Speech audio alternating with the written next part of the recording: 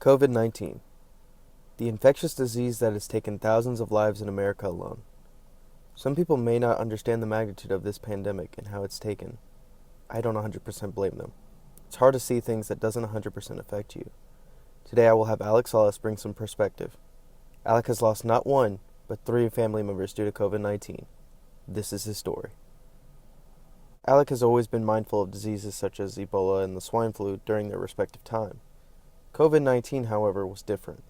Like Ebola and like swine flu, all those things should be taken very seriously, like COVID. Um, and I knew it was pretty serious just because of how globally how it traveled. It traveled, country by country. It seemed like within days. It felt like so. I knew it was pretty serious, and it obviously is still a serious issue that's going on right now. It hasn't gone away, but yeah, it's a very serious thing. With COVID spreading all over the world, his great-grandmother who lived in Mexico was the first to pass.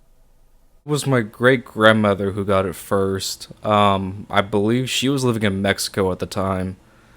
And then I'm not entirely. I think she was sick, so we didn't know officially it was COVID related until after my great grandmother died, and then they, I guess, found out it was due to COVID, related.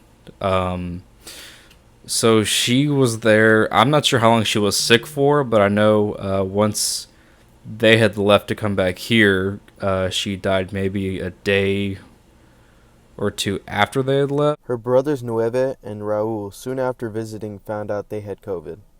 And then once she passed away, both my uncles went to the hospital literally like 2 or 3 days after they came back. After her passing, Nueve had passed away in the hospital after a week being diagnosed.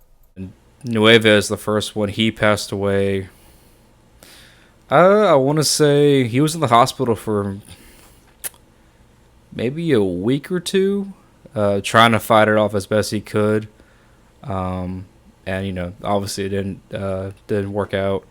While Raul had also been diagnosed with COVID-19, they seemed optimistic.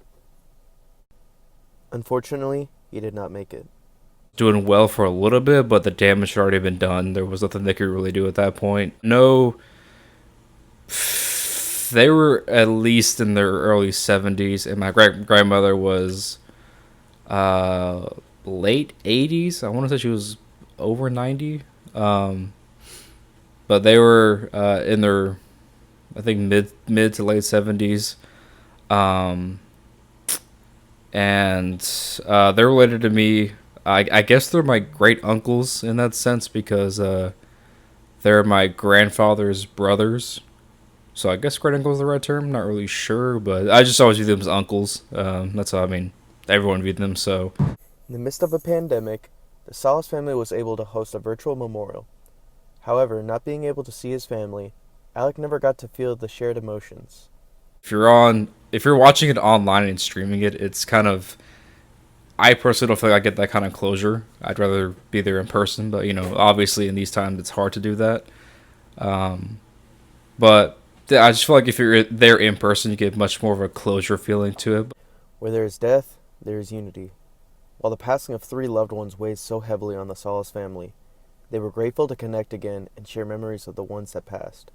Yeah, it brought a lot of us closer together. We all talked to each other. We hit each other up on text, Facebook Messenger. And kind of just realized that life's too short. You never really know what's going to happen the next day or the next minute even.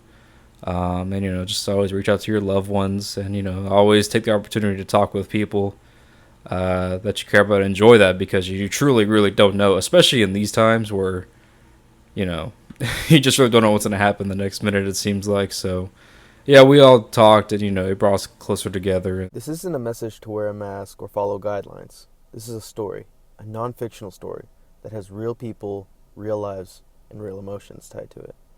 It's not to bring people down. This story is here to put names to the numbers. I hope you get a new perspective on this, and I'm glad I was able to share it with you. Thank you.